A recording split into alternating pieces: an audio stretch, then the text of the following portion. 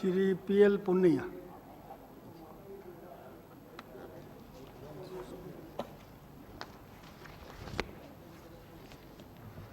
आदरणीय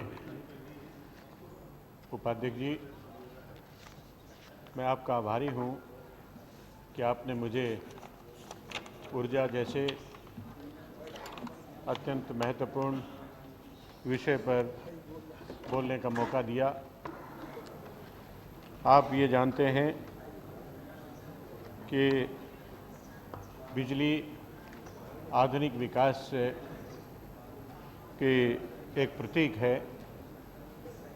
और यदि किसी गांव में बिजली नहीं होती है तो लगता है कि विकास की गाड़ी वहां तक नहीं पहुंची है। मैंने अनेक ऐसे उदाहरण देखे हैं, यदि किसी गांव में बिजली नहीं है तो उस गांव में बेटी की शादी करने से लोग मना कर देते हैं।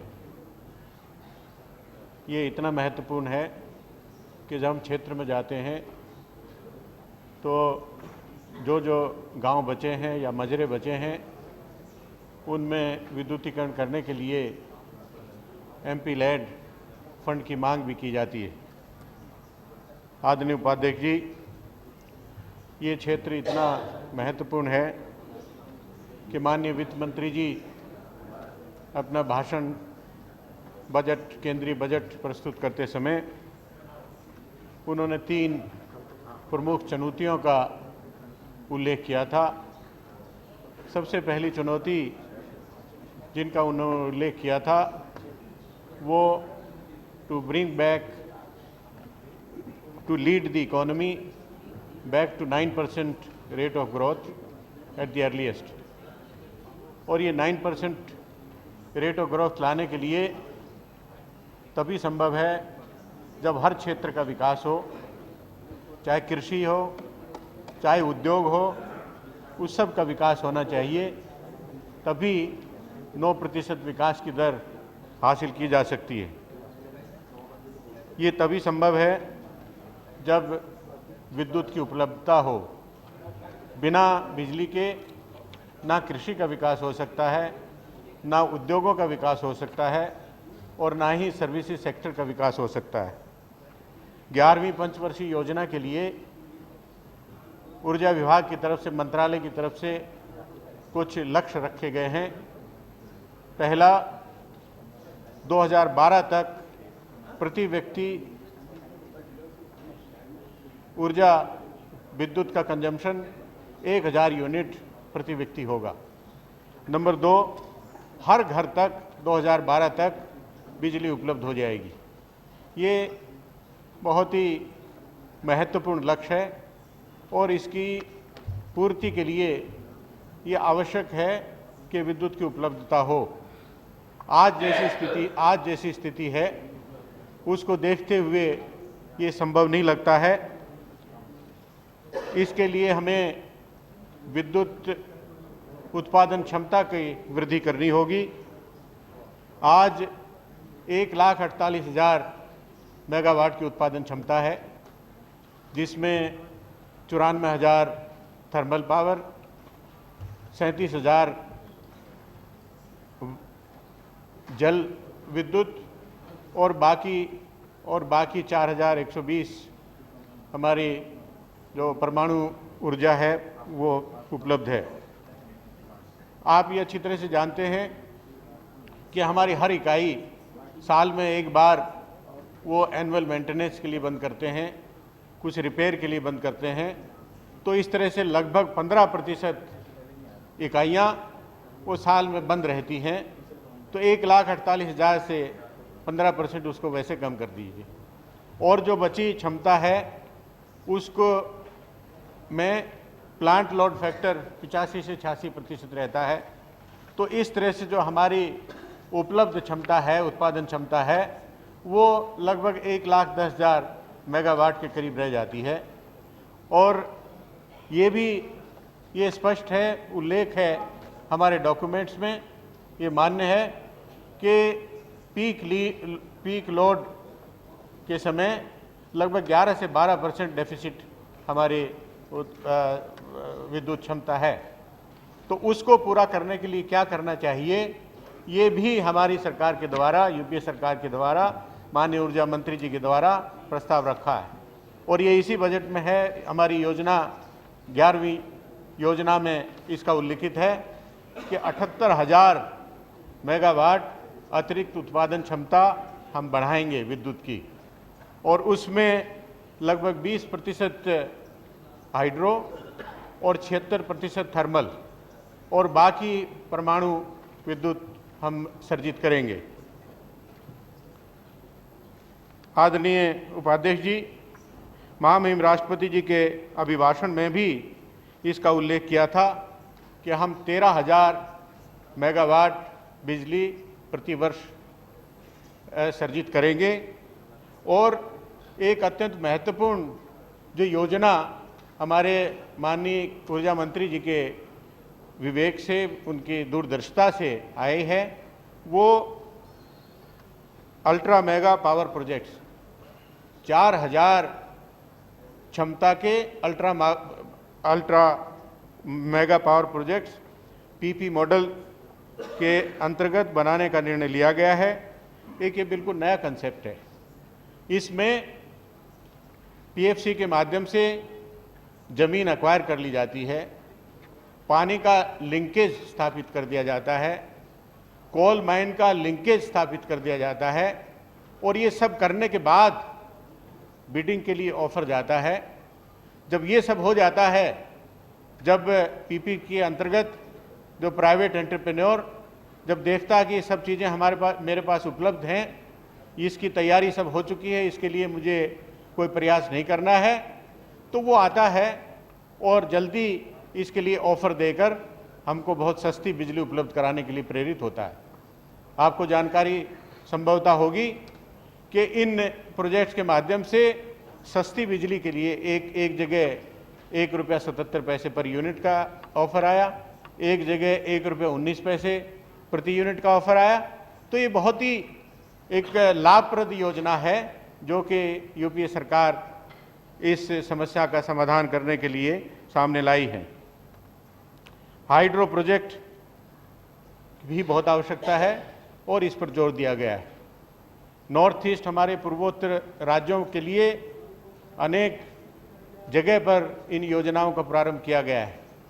इस तरह से वहाँ की अर्थव्यवस्था में जहाँ एक सुधार आएगा, वहाँ के लोगों को रोजगार मिलेगा, उसके साथ साथ जो हमारी विद्युत आपूर्ति एक क्षमता बढ़ाने का जो अभियान है, जो कार्यक्रम है, उसमें भी मदद मिलेगी। और ये आपको ये भी बताना चाहूँगा माननीय उपाध्यक्ष जी, एपीडीआरपी योजना प्रारंभ की गई है, त्वरित विद्युत विकास एवं सुधार कार्यक्रम। राज्य के विद्युत परिषदों को जवाबदेही बढ़ाने के लिए उनका पुनर्गठन अधिकांश जगह किया गया है और उसके साथ साथ एनर्जी ऑडिट की भी व्यवस्था इसके माध्यम से की गई है। हम बिजली का उत्पादन करते रहें, लेकिन अगर जब ये ना पता हो कि ये बिजली गई है तो कहाँ गई है, क्या उसके सापेक्ष हमको रेवेन्यू मिला कि नहीं मिला, कहीं चोरी तो नहीं हो रही है, तो इसके लिए एनर्जी ऑडिट की भी व्यवस्था की गई है, जो कि बहुत वर्षों से इसकी आवश्यकता थी और ये बहुत ज़रूरी है। और इसके माध्यम से अब तक के जो नतीजे आए हैं उसमें पता लगा है कि 80% फीडर पूरे हिंदुस्तान भर में उसमें मीटर की व्यवस्था हो गई है। 88% उपभोक्ता उनके जगह पर मीटर की व्यवस्था हो गई है और 23 राज्यों में 100% फीडर उस पर मीटरिंग की व्यवस्था है। तो इस तरह से किस फीडर से कितनी बिजली जा रही है और उसके बाद वो कहाँ चली गई, उसकी जवाबदेही बढ़ गई है। तो इस तरह से ये एनर्जी ऑडिट के लिए जो कार्यक्रम बनाया गया है, ये इसके लिए मैं बहुत बधाई देना चाहूँगा माननीय ऊर्जा मंत्री जी को। राजीव गांधी विद्युतीकरण योजना यूपीए सरकार की भारत निर्माण योजना के अंतर्गत फ्लैगशिप। समाप्त करें। अभी तो मैंने वो शुरू ही हुआ। बोलने वाले बहुत हैं। थोड़ा सा समय दीजिए। राजीव गांधी विद्युतीकरण छूटेंगे तो फिर राजीव गांधी विद्युतीकरण योजना के अंतर्गत ये बहुत ही क्रांतिकारी योजना है। 2009-2010 के लिए 7,000 करोड़ की व्यवस्था की गई है और 11वीं पंचवर्षीय योजना में 28,000 करोड़ की व्यवस्था की गई है। इससे एक नई क्रांति का सूत्रपात हुआ है। ग्रामीण क्षेत्र में जहां पर लोग समझते थे कि बिजली सिर्फ शहरों में ही उपलब्ध रहती है, वो ग्रामीण क्षेत्र में आज पहुंच रही है और ये भी इसी कार्यक्रम के माध्यम से हम इस लक्ष्य को पूरा करेंगे कि हर घर तक बिजली पहुंचे। हर घर तक बिजली तभी पहुंचेगी जब राजीव गांधी विद्युतीकरण योजना के अंतर्गत राज्य सरकारें इसमें दिलचस्पी लेकर इस कार्यक्रम को सफलतापूर्वक बनाएं। मान्यवर, मैं एक दो सुझाव देना चाहूँगा कि विद्युत उत्पादन क्षमता में वृद्धि का कार्यक्रम जो सरकार ने बनाया है, उसमें पिछले 2 साल में वो जितना सोचा गया था उतनी वृद्धि नहीं हुई। उसमें अनेक कारण हो सकते हैं। जो नई प्रोजेक्ट लगती है तो उसमें प्रोजेक्ट इक्विपमेंट की आवश्यकता होती है। हमारे पास प्रोजेक्ट इक्विपमेंट सप्लाई करने के लिए सिर्फ एकमात्र BHEL है। चाइना में BHEL जैसी 5 कंपनियां हैं, तो हम क्यों नहीं इस तरह की कंपनियां डेवलप कर सकें ताकि ये क्षमता हमारे पास उपलब्ध रहे। दूसरा, प्रोजेक्ट इक्विपमेंट के अलावा ऐश हैंडलिंग है, कोल हैंडलिंग है, इसके लिए भी हमारे पास बहुत ज़्यादा वेंडर्स नहीं हैं। इसको भी हमें एनकरेज करके उपलब्ध कराने के लिए प्रयास करना चाहिए। PLF में सुधार आना चाहिए। हमारी मशीनें पुरानी हैं, कोल की व्यवस्था उसकी कमी आ जाती है, कोल की क्वालिटी खराब होती है, पानी की व्यवस्था ठीक नहीं रहती, पैसे की व्यवस्था ठीक नहीं रहती, तो उस सब के लिए व्यवस्था होनी चाहिए। यदि हम विद्युत में आत्मनिर्भर बनना चाहते हैं तो इस सब की व्यवस्था करनी होगी। हमें हर प्लांट की अलग से मॉनिटरिंग करनी होगी, उसकी समीक्षा करनी होगी और उसमें जो समस्याएं हैं उसका निदान करने का भी हमको प्रयास करना होगा। मान्यवर, वैकल्पिक ऊर्जा के ऊपर भी विशेष ध्यान देने की आवश्यकता है और विशेष तौर पर सौर ऊर्जा पर विशेष बल दिया जाना चाहिए। जो टेक्नोलॉजी आजकल है फोटोवोल्टिक सेल्स वाली, वो महंगी है। इसके ऊपर टेक्नोलॉजी R&D में हमने बहुत ज़्यादा काम नहीं किया है, इस पर काम करने की आवश्यकता है। जो विकासशील देश हैं वो वहाँ पर क्योंकि विद्युत की कोई कमी नहीं है, इसीलिए मैं समझता हूँ कि इस वैकल्पिक ऊर्जा के क्षेत्र में उन्होंने ज़्यादा ना समय दिया है ना धनराशि व्यय की है। हमें इसमें आगे बढ़ना चाहिए और इसमें कार्रवाई की जानी चाहिए। राजीव गांधी विद्युतीकरण योजना के अंतर्गत कुछ कमियां हैं। राज्य सरकारें जिस ढंग से इनका इस्तेमाल करना चाहिए, इसको लागू करना चाहिए, उसमें बहुत कमियां हैं। जगह जगह पर शिकायत मिलती है कि गांव में पोल तो पहुंच गया लेकिन कनेक्शन नहीं दिए गए। तो ये इसकी समीक्षा केंद्र सरकार की तरफ से काफ़ी ज़्यादा होनी चाहिए। गांव में सभी के पास कनेक्शन नहीं पहुंचे और मजरों में बिजली नहीं पहुंची। मान्यवर, बहुत महत्वपूर्ण विषय है और हमारे अनेक साथियों ने यहाँ पर इस विषय को उठाया है कि मजरों में बिजली नहीं पहुंची है। यदि सब मजरों में बिजली नहीं पहुंचेगी तो 2012 तक जो हमने सपना देखा है कि हम हर घर तक बिजली पहुंचाएंगे, तो वो सपना पूरा नहीं हो पाएगा। यूपी में मान्यवर एक श्वेत पत्र जारी किया है इस क्षेत्र में। वो श्वेत ही पत्र है, श्वेत है, उसमें कुछ लिखा ही नहीं है। वो आगे की बात बताते हैं कि हम क्या करेंगे, पीछे की बात बताते हैं कि क्या करेंगे। पीछे का काम जितना भी हुआ वो कांग्रेस पार्टी के द्वारा किया गया। जितने भी प्लांट जमाए गए वो 1989 के बाद कांग्रेस की सरकार उत्तर प्रदेश में नहीं है। और थोड़े समय में थोड़े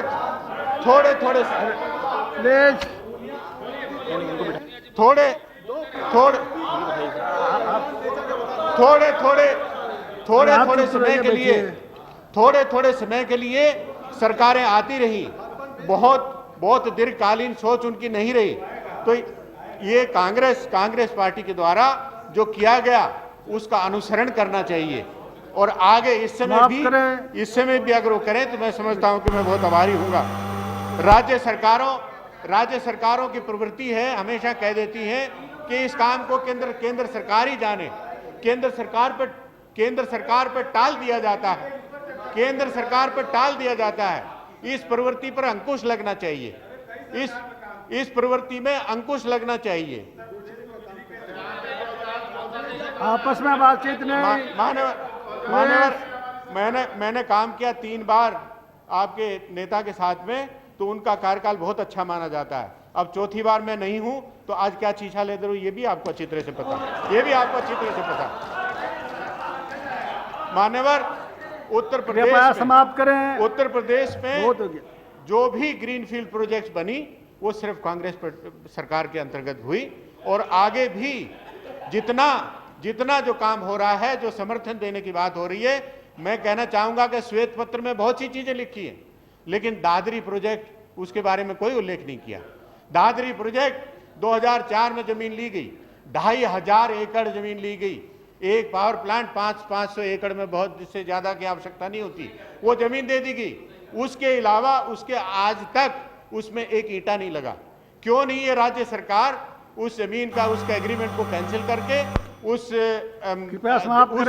जगह पर क्यों नहीं अपना पावर प्लांट बैठा लेते? और अगर इनकी क्षमता नहीं है तो यहाँ पर यूपीए सरकार को कह दे कि एनटीपीसी इत्यादि के माध्यम से इसको काम कराया जाए। अंत में मान्यवर, मैं बधाई देना चाहूंगा माननीय ऊर्जा मंत्री जी को।